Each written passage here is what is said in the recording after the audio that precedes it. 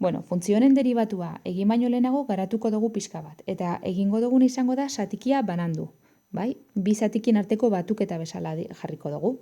Hau da, izango litzateke, eberrekiz zati eberrekiz gehi eber minus ekiz zati eberrekiz. Orduan begira, lehenengo zatiki honetan, bi elementu hauek simplifikatu daikeguz eta orduan hor geratuko zaigun balioa izango da bat. Eberrekiz zati eberrekiz bat dalako.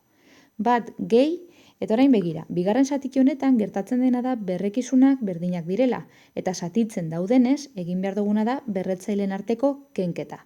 Orduan geratuko zaigu, eber minus ekiz kenekiz. Hau da, bat gehi eber minus bi ekiz. Bale, orduan orain bai, bagoaz hau deribatzera. Orduan honen deribatua izango litzateke. Bueno, baten deribatua 0, gehi eber minus biren deribatua. Eber minus biren deribatua da eber minus bi ekiz, barkatu minus bi ez, minus bi ekiz, ez dudala esan osorik, bider minus bi ekizen deribatua, hau da, minus bi. Bai? Orduan, hau izango litzateke, minus bi bider eber minus bi ekiz. Edo nahi badugu berretzailea positiboan utzi, izango litzateke minus bi zati eber bi ekiz. Venga, bagoaz orain beste ariketa bategaz.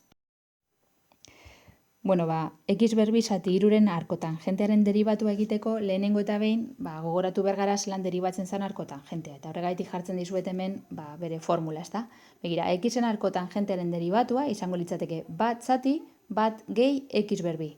Orduan, kontua da hemen x izan beharrean x berbi zati iru badugu, formulan x agertzen den leku horretan jarri beharko dugula x berbi zati iru. Baina gainera gero, bukaeran katearen erregela aplikatu beharko dugu, hau da, biderkatu beharko dugu barrukoaren deribatuagatik. Ze hemen x baino konplejoagoa dan beste funtzio bat agertzen danean, beti bukatu behar dugu egiten katearen erregela.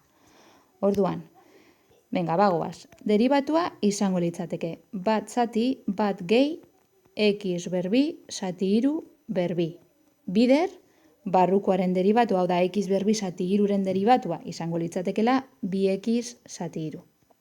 Bueno, orduan, orain egingo duguna izango da, parentesi hauek kenduko ditugu, bai? Berretzailea pasatuko dugu zenbakitzailera eta izendatzailera. Orduan, izango litzateke, bat zati, bat gehi, x berlau, zati bederatzi. Bider, bi x zati iru. Bueno, orduan, orain egingo duguna izango da, honen MKtea, dana zatiki berdinaren barruan sartuko dugu, orduan geratuko litzaiguke bat zati, bederatzi gehi x berlau, zati bederatzi, bider, bi x zati iru. Bueno, jarraitzen dugu garatzen, hemen badakizue bederatzi hau pasatu dezakegula gora biderkatzen, bai, izendatzailean beste izendatzaile bat badugu, gora pasatu daiteke biderkatzen, orduan geratuko litzaiguke, bederatzi zati, bederatzi gehi x berlau, bider, bi x zati iru.